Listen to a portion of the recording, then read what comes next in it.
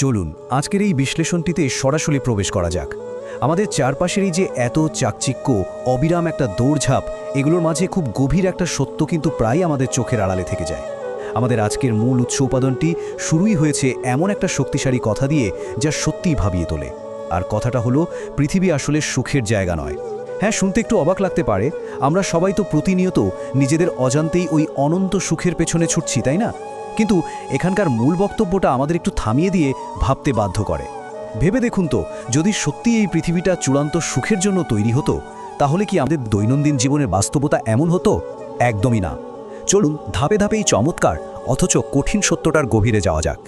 এখানে সবচেয়ে আকর্ষণীয় যে বিষয়টা উঠে এসেছে, তা হলো আমাদের বাহ্যিক সৌন্দর্যের সাথে ভেতরের বেদনার এক অদ্ভুত তীব্র বৈপরীত্য। সাধারণত আমাদের কি মনে হয়? মনে হয় যে নিখুঁত সৌন্দর্য আর সামাজিক স্বীকৃতি পেয়ে গেলে বুঝি জীবনের সব কষ্ট দূর হয়ে যায়। বিশ্ব সুন্দরী খেতাবটা তো মানুষের আকাঙ্ক্ষা আর রূপের একদম চূড়ান্ত একটা স্বীকৃতি। কিন্তু এখানকার এই উদ্ধৃতিটা খুব কঠিন একটা বাস্তবতাকে সামনে এনে দাঁড় করায়। যদি পৃথিবীটা সত্যিই নিটোল সুখের জায়গা হতো, তাহলে এমন নিখুঁত সৌন্দর্য আর সাফল্যের চূড়ায় থাকা কাউকে কেন একটা ভাঙার সম্পর্কে তীব্র মানসিক যন্ত্রণা বয়ে বেড়াতে হবে?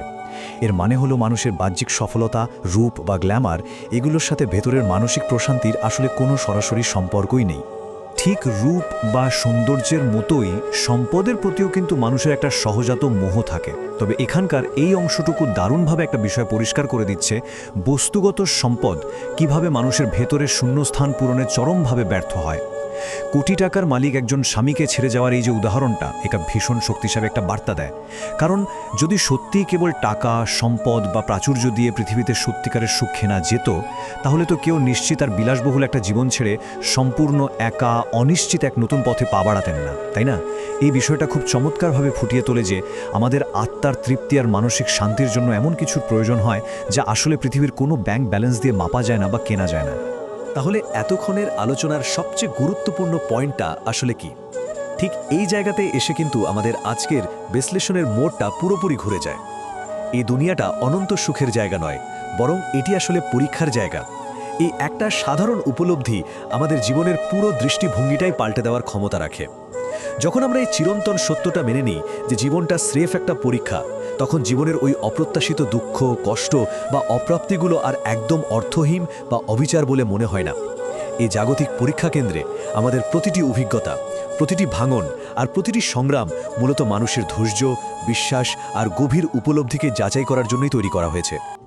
আর জীবনের এই দ্বৈত রূপগুলোই এখানকার মূল উপাদানে দারুণভাবে উঠে এসেছে।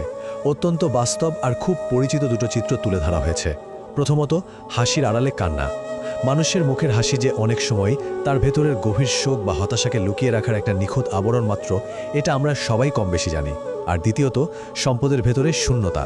পাহাড় সমান সম্পদ থাকার পরও মানুষের মনে এমন এক গভীর একাকিত্ব থাকতে পারে, যা দুনিয়ার কোনো বস্তুগত জিনিস দিয়ে পূরণ করা সম্ভব নয়।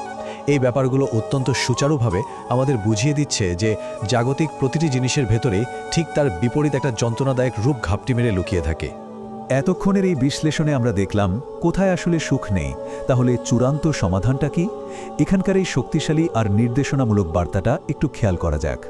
যদি পৃথিবীর সবকিছুই ক্ষণস্থায়ী হয় আর মানুষের মাঝেই যদি অবধারিতভাবে অপূর্ণতা থাকে, তাহলে কেবল মানুষের মাঝে বা জাগতিক সম্পর্কে সুখ খোঁজাটা তো এক ধরনের মরীচিকার পেছনে ছোটার মতোই ব্যাপার, তাই না? সুতরাং প্রকৃত সুখ খুঁজতে হবে সেই পরম সত্তার কাছে, যিনি চিরন্তন, যিনি কখনোই মানুষকে ছেড়ে যান না। এই ভাবনাটা আমাদের বাধ্য করে নিজেদের সম্পূর্ণ দৃষ্টিভঙ্গি পরিবর্তন করতে। জাগতিক মোহ আর মানুষের কাছ থেকে প্রত্যাশা সরিয়ে যখন সেই পরম আধ্যাত্মিক উৎসের দিকে মনোযোগ দেওয়া হয়, ঠিক তখনই হয়তো সত্যিকারের প্রশান্তির দেখা মেলে। আজকের এই গভীর আলোচনাটি শেষ করার আগে একটি প্রশ্ন রেখে যেতে চাই। আমরা কি এখনও সেই চিরচেনা ভুল জায়গাগুলোতেই সুখ খুঁজছি, নাকি সেই চিরন্তন সত্তার দিকে নিজেদের ফেরানোর সময় অবশেষে এসে গেছে?